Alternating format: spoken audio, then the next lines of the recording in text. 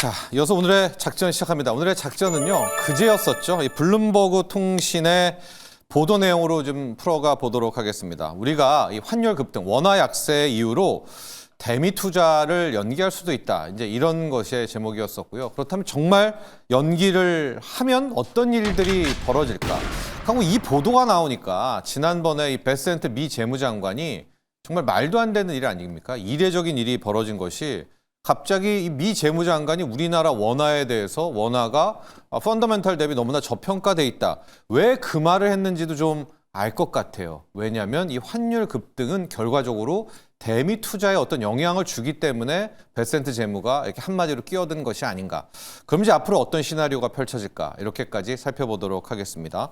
앞서도 얘기했지만은 이제 한국 정부가 환율이 원화 약세 때문에 대미 투자를 미룰 수가 있다라는 것이 당시 그제 블룸버그 통신의 내용이었었고, 뭐 다 기억하시겠지만 우리가 어떤 대미 투자의 계약을 한미 관세 협상에서 맺었는가? 전체 액수는 3,500달러였었고요. 이 중에서 1,500달러는 마스가 조선이 빠지면서 정부 쪽이 아닙니다. 이 조선 기업들에서 풀어가는 것이고, 이 1,500억 달러 마스가는 한화오션, 지금 한화시스템, 한화그룹이 알아서 막 필리조선소 더 하고 있고, 이제 여기는 신경 안 써도 될 것 같아요. 마스가는 되어 있는데, 문제는 나머지 2천억 달러 아닙니까? 그 2천억 달러를 연간 200억 달러씩 10년간 미국에 투자하는 것이 이제 핵심 내용이었었는데, 실은 작년 연말께도 이 구윤철 경제부총리가 로이터랑 인터뷰를 할 때도 이런 이야기를, 그러니까 좀 뭐라고 하죠? 운을 뗀다라고 하나요? 올 상반기에는 대미 투자가 힘들겠다라는 발언을 했습니다. 이게 경우에 따라서는 일파만파 커질 수가 있는데, 당시 구윤철 이 총리 발언은 그냥 유야무야 넘어갔었는데, 이번에 블룸버그 통신까지 보도를 하면서 막 여기저기 기자 언론 인터뷰가 나오니까 구윤철 부총리가 아니다, 연기한 것이 아니라 그냥 절차적으로 감안하고 미국에서 캐피털콜 요구 오고 뭐 따져도 올 상반기에는 안 될 것이다라는 원론적인 이야기했다라고 좀 선을 그었습니다. 그러니까 하반기에는 할 수 있을지 안 할 수 있을지는 몰라도 상반기는 아니야라는, 어떻게 보면 맞고 또 어떻게 보면 좀 오해의 여지가 있는데, 이런 말로 일단 매조지는 하게 됐었는데요. 이게 이제 커질 수도 있을 것 같아요. 그리고 앞서도 얘기했지만은 베센트 재무가 작년에, 그렇죠, 작년 말 이례적으로 연초였었나요? 우리 환율에 구두 개입을 했잖아요. 왜 갑자기 우리 원화가 한국 경제 펀더멘탈 대비 뭐 싸네 비싸네를 합니까? 이거 역시도 지금 생각해 보면 원화가 너무나 약세가 심해되면 자기네들에 대한 투자, 대미 투자에 어떤 좀 약간의 불협화음이 생길까에 대한 것을 이렇게 이야기한 것이 아닌가. 그리고 또 하나 제가 좀 힌트를 본 것이 그제 있었던 이재명 대통령 신년 기자회견에서 한두 달 뒤에 환율에 대해서 1,400원 전후가 된다. 이게 상당히 부담되는 발언이죠. 이 대통령이 환율의 레벨을 이야기한 거잖아요. 전후면 앞단에 1,300자도 볼 수 있다라는 거니까, 갑자기 그러는 거죠. 지금 연 200억 달러씩 들어가는 거. 올해는 그러면 안 하나? 올해는 실은 워낙 원화 약세가 심하니까 연기를 할까? 근데 그럼 또 연기가 가능한 건가? 여기까지 우리가 이제 봐야 될 것 같아요. 가장 먼저 드는 생각은 우리가 연기하는 뭐 법적 근거 있어? 토대 있어? 있습니다. 우리가 그 한미 양해각서를 만들 때 어떤 조항을 넣냐면, 우리나라의 외환 시장이 불안할 때 납입 시기와 그 규모에 대해서 조정해 달라고 요구할 수 있다라는 내용이 있습니다. 근데 이것도 잘 보면 require잖아요. requirement. 할 수 있다가 아니라 조정을 요구가 가능한 거예요. 그러니까 우리 멋대로 환율 때문에 안 돼가 아니라 환율 때문에 이거 좀 조정해 주십시오라고 이제 연기를 가능하다라는 겁니다. 그랬기 때문에 시나리오가 좀 중요한데요. 첫 번째는 이거죠. 우리가 대미 투자를 연기하는 겁니다. 뭐 1, 2월에 이제 이 이슈가 나오는 거죠. 그리고 미국이 그래, 지금 원화 때문에 받아들일게, 이제 수용을 하게 되는 거거든요. 이렇게 되면은 또 이런 생각 들죠. 어디까지 환율이 떨어져야 이거에 우리가 안심할 수 있고 투자가 돼? 이 레벨은 아직 공개가 되지는 않았지만 아마도 이재명 대통령 이야기를 좀 들어보면 1,300원대 정도 하고, 우리가 작년 여름부터 환율이 급등하기 직전의 레벨이 1,370원이었거든요.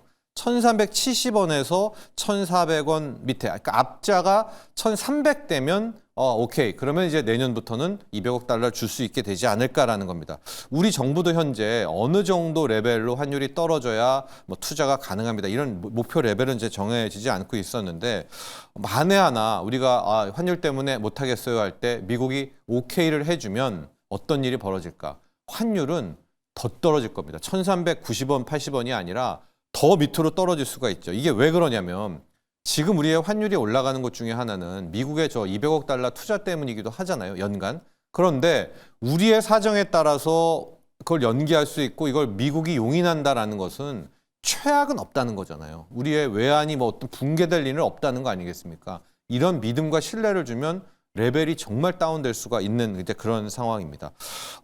그래서 그럼 좋은 거 아니야? 좋죠. 외국인 투자자 입장에서는 환차익도 노릴 수가 있고 더 편하게 우리 한국에 들어올 수가 있을 텐데 다만 하나 수출 기업이 작년 하반기와 올해 그리고 올해 영업이익 전망할 때 환율 급등 때문에 이래저래 호재였었거든요. 남몰래 웃고 있었는데 이게 약간 문제가 있을 수가 있을 것 같아요. 특히 환율이 얼마나 많이 떨어지냐에 따라서 삼성전자 뭐 올해 영업이익 120조, 130조, 뭐 하이닉스 90조, 100조, 110조 이렇게 나오지 않습니까? 이 전망도 축소를 해야 될 수밖에 없어요. 왜냐하면 올해 영업이익 전망들은 대부분 다 지금 1,450원에 맞춰져 있는데 이게 1,350원이 됐다고 쳐보세요. 그러면 상당 부분 영업이익 전망에도 영향을 줄 수 있고 주가에도 영향을 줄 수 있을 것 같아요.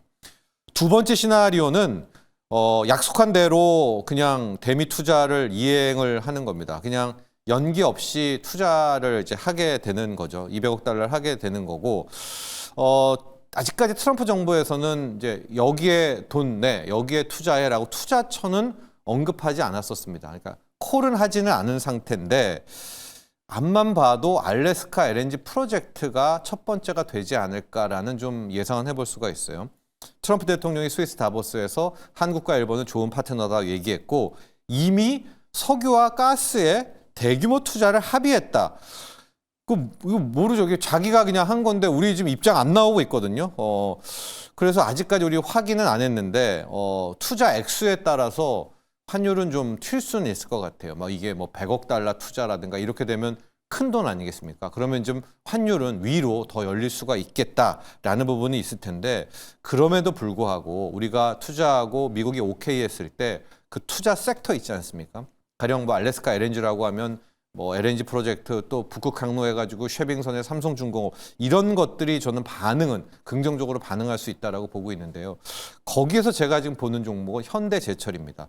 왜 갑자기 철강주라고 할 텐데 현대제철이 잘 기억하시죠? 10조 투자해가지고 현대차 그룹 들어갔을 때 뭐 미국에 제철소 세운다. 그런데 이 강판들 뭐 현대차, 기아차 공장에다가 쓴다 해서 조지아 기아차에 35만 대, 엘레바마 현대차에 뭐 30만 대, 메타플랜트에 뭐 이렇게 쭉쭉 하는데요. 왜 이런 이야기를 하냐면 지금 미국이 철강도 중국에서 뺏어오고 싶어 하거든요. 근데 중국은 고로 방식입니다.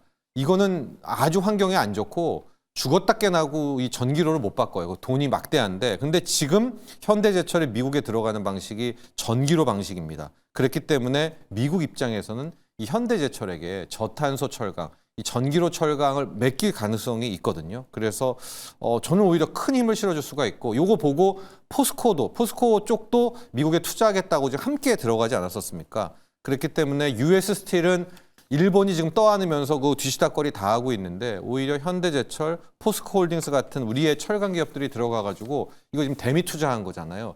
이런 섹터들은 오히려 트럼프 미국에게 좀 이쁨 받고 또 부가가치도 나올 수 있겠다라고 해서 우리가 투자하고 미국이 받아줄 때는 저는 철강도 못지않게 우리가 체크업을 좀 해야 된다. 조선 다음이죠.로 봐야 될 것 같고요. 세 번째가 문제인데 우리가 연기를 하는 겁니다. 근데 이거 미국이 거부를 해버리는 거예요. 물론 우리가 아직 연기하겠다 말겠다 움직임도 없습니다. 그러나 이제 2월이 되고 3월 1분기가 되면 입장 표명은 해야 되겠죠. 아니면 미국에서 먼저 오더나 콜이 오겠죠.